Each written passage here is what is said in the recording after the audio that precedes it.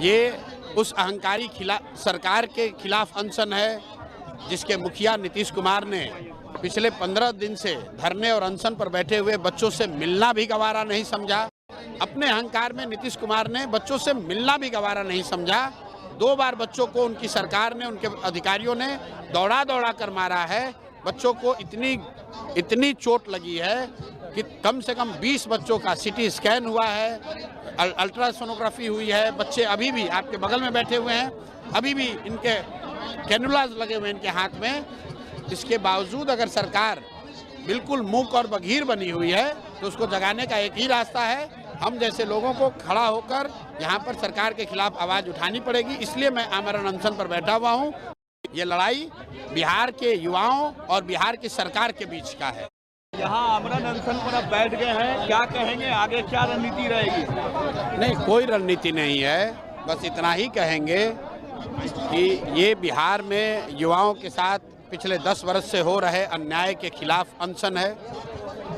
ये उस अहंकारी सरकार के खिलाफ अनशन है जिसके मुखिया नीतीश कुमार ने पिछले 15 दिन से धरने और अनशन पर बैठे हुए बच्चों से मिलना भी गवारा नहीं समझा। जबकि बच्चों ने सामने से कहा कि अगर मुख्यमंत्री एक बार मिल लें और मिलकर कह दें कि हम एग्ज़ाम नहीं करा सकते हैं तो हम लोग अपना आंदोलन वापस ले लेंगे। इसके बावजूद अपने अहंकार में नीतीश कुमार ने बच्चों से मिलना भी गवारा नहीं समझा। 2 बार बच्चों को उनकी सरकार ने, उनके अधिकारियों ने दौड़ा दौड़ा कर मारा है। बच्चों को इतनी चोट लगी है कि कम से कम 20 बच्चों का सीटी स्कैन हुआ है, अल्ट्रासोनोग्राफी हुई है। बच्चे अभी भी आपके बगल में बैठे हुए हैं, अभी भी इनके कैनुलाज लगे हुए हैं इनके हाथ में। इसके बावजूद अगर सरकार बिल्कुल मूक और बधिर बनी हुई है तो उसको जगाने का एक ही रास्ता है, हम जैसे लोगों को खड़ा होकर यहाँ पर सरकार के खिलाफ आवाज़ उठानी पड़ेगी। इसलिए मैं आमरण अनशन पर बैठा हुआ हूँ, इन बच्चों के साथ खड़ा हूँ। सरकार को बात माननी ही पड़ेगी। ये कैसा इंडेफिनिट हंगर स्ट्राइक होगा, ये कैसा रहेगा ये स्ट्राइक जो भाई आमरण अनशन है, यहाँ बैठे हुए हैं। जब तक सरकार नहीं बात सुनेगी तब तक बैठे हुए हैं। चीफ सेक्रेटरी के साथ मुलाकात हुई थी? मेरी मुलाकात नहीं हुई थी। छात्र गए थे मिलने, उन्होंने अच्छी बात की, उन्होंने प्रयास भी शायद किया होगा, लेकिन अल्टीमेटली सरकार का मुखिया तो मुख्यमंत्री हैं। मुख्य सचिव ने जो अपने उनके स्तर से हो सकता था शायद प्रयास किया, नहीं हुआ। लेकिन अल्टीमेटली ये लड़ाई भाई बिहार में लोकतंत्र है, बिहार को बैठाया है।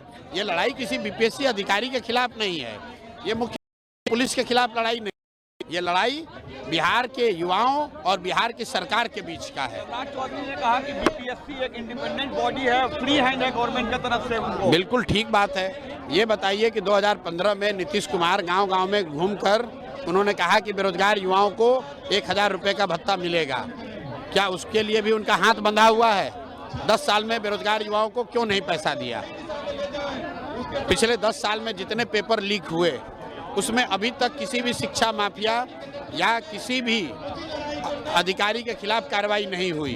क्या उसमें भी उनके हाथ बंधे हुए हैं? बिहार में डोमिसाइल नीति नहीं लागू है, जिसकी वजह से आधे से ज़्यादा नौकरी, जो थोड़ी बहुत नौकरी उपलब्ध है, वो भी बिहार के बाहर के लड़कों को मिल रही है। क्या उसमें भी उनके हाथ बंधे हुए हैं? क्या बच्चों पर लाठी चलवाना भी उनकी मजबूरी थी? अगर थी तो जिनका भी आप नाम ले रहे हैं वो कैमरे पर आकर कहे कि बच्चों को मरवाना जरूरी था, और अगर जरूरी था तो जनता को तय करने दीजिए। आज भी लाठी चल सकती है, चलने दीजिए। भाई बैठे हुए हैं सामने यार, हम लोग क्या कर रहे हैं? हम लोग तो निहत्थे बैठे हुए हैं यहाँ पर। आइए मारिए लाठी, हम लोग देखेंगे।